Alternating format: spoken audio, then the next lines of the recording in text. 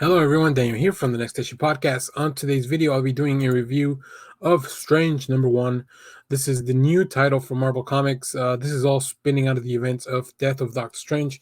If you haven't read that, but still want to know what happened, we made a video on the channel explaining everything that happened during that event. So go check that out. It should be the recommended video at the end of the review. But let's get into looking at the team and we'll kind of catch up on what's going on. Uh, so this book is written by Jed MacKay with art by Marcelo Ferreria, Don Ho, and Roberto Poggi on inks, Java Tartaglia and Felipe Sobrerio on colors, and Cory Petit on letters with a cover by Bjorn Barnes, which the cover is fantastic. So a few months after the Earth's Sorcerer Supreme Doctor Strange was murdered, with his death, the Earth's magic barrier fell, and Earth was soon invaded by kingdoms of different dimensions. One of these invaders was Clea, Strange's strange wife. Say that 10 times fast. Who was being chased by the Peregrine children and the three mothers. They were powerful predators hunting all magic to feed the child. In order to solve his murder and stop the invasion, a young Strange was summoned from the past and was able to resurrect his older self. But even with the threat defeated, the Earth safe again. Steven's resurrection was only temporary. But before joining the afterlife, he left Desire Vagamoto and Cloak of Levitation to his true love, Clea, Sorcerer Supreme of the Dark Dimension. So that kind of catches you up on everything you need to know as far as going into this issue. Now, specifically for this one, Clea is not content with Strange's death. She's his wife. She misses him and all that stuff. So she's looking for a way to resurrect them. And as she kind of goes through this, she will run into some mysterious figures known as the Harvestmen and something else that is revealed at the end of the issue, along with other people that maybe want the power of the Sorcerer Supreme. So let's go take a look at some art and I'll kind of talk through a little bit more of the story. So we begin with 2 pages of this like introduction to the Harvestmen. This is a flash forward towards the end of the issue. I really want to say that Ferreira and the art team, I think, do a really cool job. I love how stylized the art is. Like, it doesn't look hyper realistic or anything, but it gives you just enough. There's a lot of heavy inks, which I think in a book like this about mysticism really work.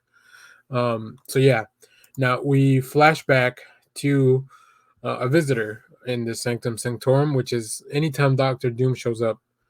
Um, I love it, and I love it, and I love how, like I said, the art is very stylized.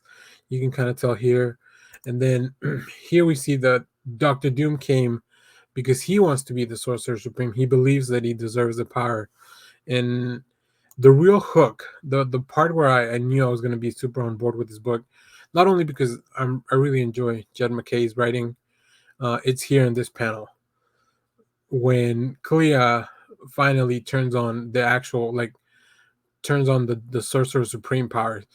I think she's underestimated because people don't really know who she might be. Doom definitely doesn't believe that she deserves to be the Sorcerer Supreme because she was only Doctor Strange's wife. And Doom's always seeking for power, seeking more power, especially when it comes to magic. I don't know. I feel like people kind of forget that part of his character, that he is a very adept magic user, and who could very well be the Sorcerer Supreme of Earth, really.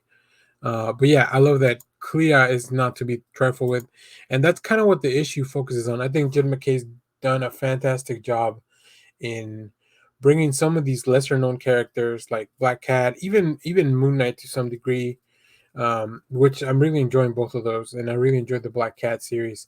But like I mentioned, as Clea goes with Wong to this otherworld market, they are ambushed and they attacked by this gang with a demon. But you can kind of see here on the second page, Clea is just not to be messed with. And like I said, I don't think people understand how powerful she really is. So yeah, I'm really, really liking this. Also, the way that things are done in Dark Dimension are very different from what Doctor Strange would have done as Sorcerer Supreme of Earth. So I love that dynamic. Yeah, this was a really interesting read. Like I said, I'm a big fan of Jed MacKay's writing, so I'll pick up pretty much any book that they're writing. And I really, really love the art in this book. I think it just really goes well with the mysticism. and all the seeds that are planted. Like I said, there's towards the end of the issue, there's kind of like a really cool setup for the next one, and a reveal of another character that wants to impede in Clea's resurrection of Doctor Strange. So really enjoy this. Highly recommend it. Go check it out. But let us know down in the comments if you enjoyed it. Let us know if you read the Death of Doctor Strange. If you didn't, like I mentioned, we made a video all about recapping the 5-issue story along with some of the tie-ins and everything that worked in there. So yeah, there you have it. Thanks for watching, everyone. Remember to share, like, subscribe, hit the bell so you know when we go live. That is most Sundays, 10 a.m. Central Standard Time. And stay tuned because we have more comic reviews, TV recaps, trailer reactions, all that good stuff here on the channel. I'm going to leave you with a look at some of my favorite variants from this week. One by Scotty Young, one by J. Campbell Scott, and the last one by Artgerm. I'll probably end up picking up all these variants, but let me know down in the comments which variants for Strange did you pick up. Once again, thanks for watching, everyone. Bye-bye.